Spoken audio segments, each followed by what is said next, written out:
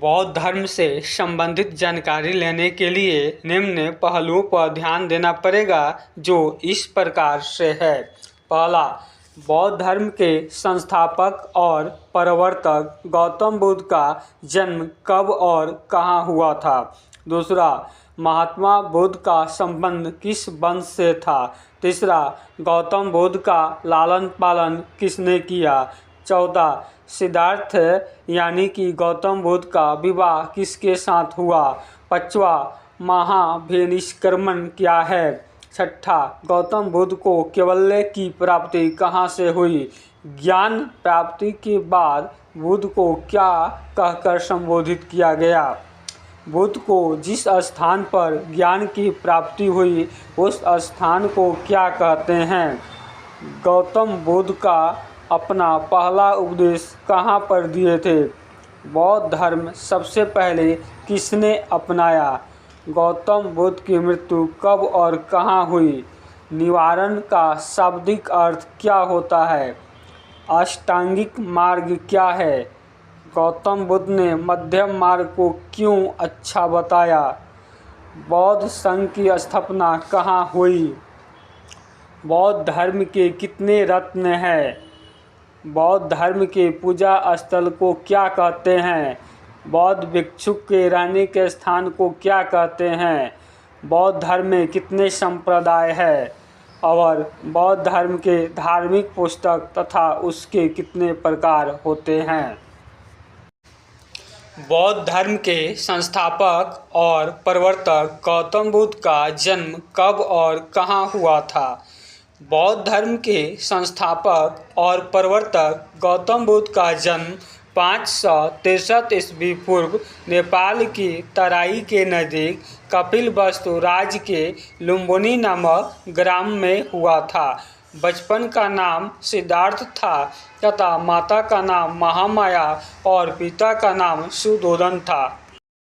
महात्मा बुद्ध का संबंध किस वंश से था। महात्मा बुद्ध का संबंध शाक्य वंश से था, जो क्षत्रिय कुल से संबंधित था। इनके पिता कपिलवस्तु राज्य के राजा थे। कुछ लोग सिद्धार्थ को शक्य मुनि के नाम से पुकारते थे, क्योंकि ये शक्य वंश से संबंधित थे। गौतम बुद्ध का लालन पालन किसने किया। गौतम बुद्ध का लालन पालन उनकी मौसी यानी कि विमाता गौतमी ने की, इसीलिए इनका नाम गौतम बुद्ध पड़ा। सिद्धार्थ यानी कि गौतम बुद्ध का विवाह किसके साथ हुआ। गौतम बुद्ध का विवाह यशोधरा के साथ हुआ तथा उसका पुत्र का नाम राहुल था। महाभिनिष्क्रमण क्या है। सिद्धार्थ ने 29 वर्ष की अवस्था में सत्य की खोज करने के लिए घर से निकल पड़े। इस घटना को महाभिनिष्क्रमण के नाम से जाना जाता है।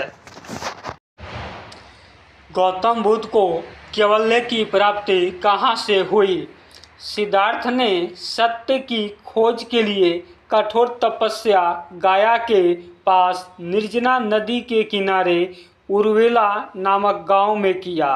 इसको इसी नदी के किनारे पीपल के पेड़ के नीचे पूर्ण रूप से ज्ञान की प्राप्ति हुई, जिसको कैवल्य भी कहते हैं। ज्ञान प्राप्ति के बाद बुद्ध को क्या कहकर संबोधित किया गया है।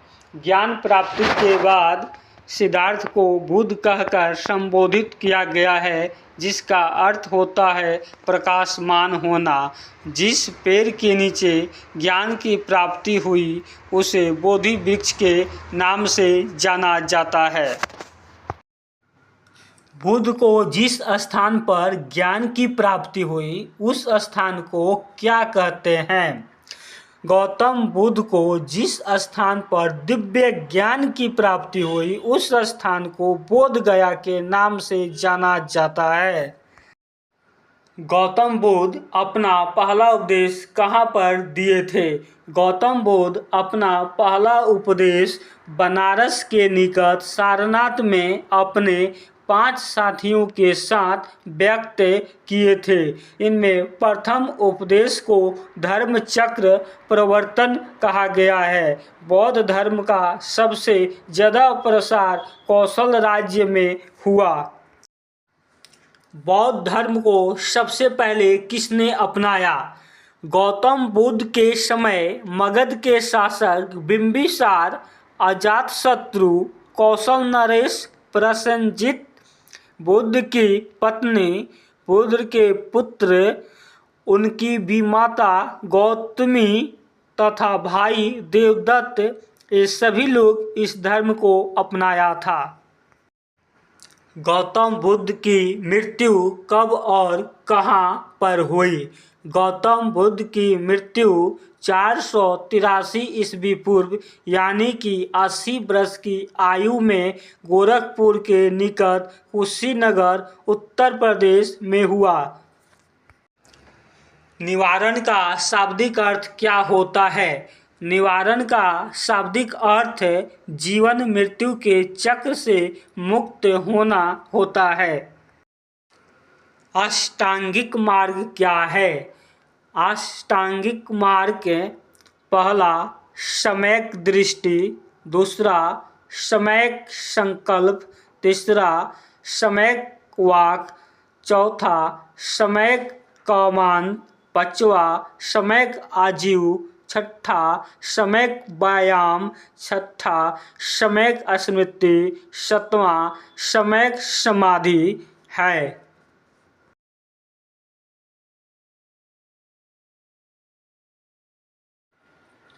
गौतम बुद्ध ने मध्यम मार्ग को क्यों अच्छा बताया है? महात्मा बुद्ध न ईश्वर को मानते थे न आत्मा को। मध्यम मार्ग को बुद्ध ने सबसे अच्छा बताए। बौद्ध संघ की स्थापना कहाँ पर हुई? बौद्ध संघ की स्थापना सारनाथ में हुआ। बौद्ध धर्म के 3 रत्न हैं, बुद्ध, संघ और धम्म। बौद्ध धर्म के पूजा स्थल को क्या कहते हैं? बौद्ध धर्म के पूजा स्थल को चैत्य मंडप कहा जाता है। बौद्ध भिक्षु के रहने के स्थान को क्या कहते हैं? बौद्ध भिक्षु के रहने के स्थान को विहार कहते हैं। बौद्ध धर्म में कितने संप्रदाय हैं? बौद्ध धर्म में 2 संप्रदाय हैं, महायान एवं हीनयान। बौद्ध धर्म के धार्मिक पुस्तक तथा उसके कितने प्रकार होते हैं? बौद्ध धर्म के धार्मिक पुस्तक का नाम पिटक था तथा पिटक 3 प्रकार के होते हैं। पहला विनय पिटक, दूसरा सुत्त पिटक, तीसरा अभिधम्म पिटक। सुत्त पिटक में बौद्ध धर्म के सिद्धांतों का उल्लेख है। विनय पिटक में बौद्ध संघ के नियम दिए गए हैं तथा अभिधम्म पिटक में बौद्ध दर्शन की व्याख्या की गई है। निष्कर्ष: बौद्ध धर्म तथा जैन धर्म दोनों ही ईश्वर को नहीं मानते हैं। उन्होंने मध्यम मार्ग को अपना अच्छा समझते थे।